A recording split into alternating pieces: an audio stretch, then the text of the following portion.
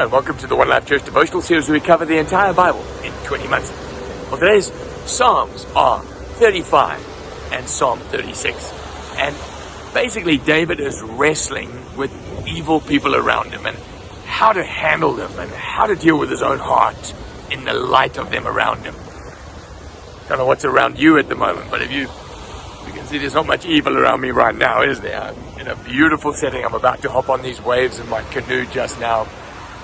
But I do have, from time to time, evil coming in against me. I recently had to deal with a landlord. Well, we didn't really sign up with this landlord. He bought a property that we leased 10 years ago as a church, and he was due to owe us 30,000 Rand deposit.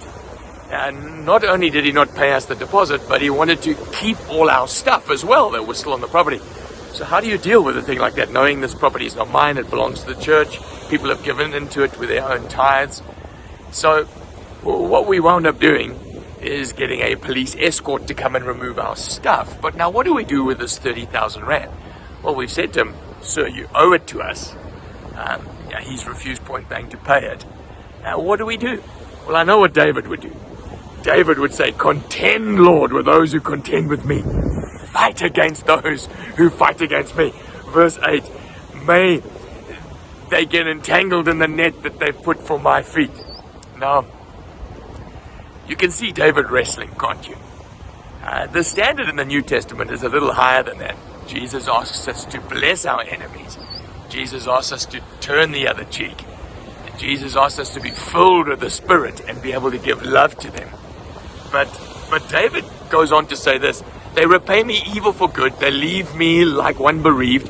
Yet when they were ill, I put on sackcloth and humbled myself with fasting. And when my prayers returned to me and answered, I went about mourning as though for a friend or a brother. He says, you know, these enemies of mine, I prayed for them. I fasted for them. And they return it with anger and with malice. Luke, our friend who asked the question, says, why was this guy fasting for somebody else's problems?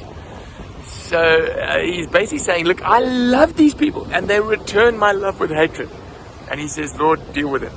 Well, I don't know about you, but for me, when situation is less than ideal and people are coming up against you, we are to do as David did, say, Lord, I put these into your hands, but we also to ask, Lord, give me the grace to be able to forgive, which I think is what happens in the next Psalm. Psalm 36, David says, I have a message from God in my heart concerning the sinful and the wicked. So he says, listen, I've got a message from the Lord for them. And then he says, look, these people, they have no fear for God in their eyes. In their own eyes, they flatter themselves too much to detect their own hate and their own sin. He's basically saying they don't understand their own sinfulness, but that's not his message from the Lord.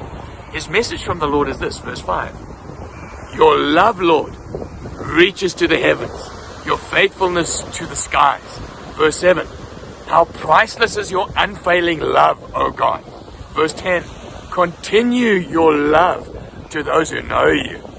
And then verse 12, he ends with this tragedy. He says, see how the evildoers lie fallen, thrown down, not able to rise. I think his message is, Lord, when people see your love, when your love breaks them, I mean, they can't even see their own sin. They can't even see their own entanglement. There they are lying around, kicking around in their own disgrace.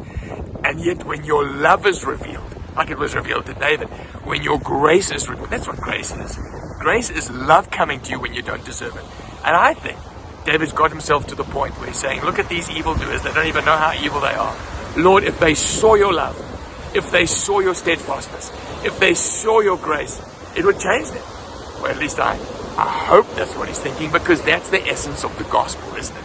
If it's not what he's thinking, it's still an echo of the gospel. The gospel is, you don't even know you're a sinner. God comes upon you. He reveals his love to you. And as you see his love, you see your state, you see his rescue, and you surrender to him. What a beautiful song.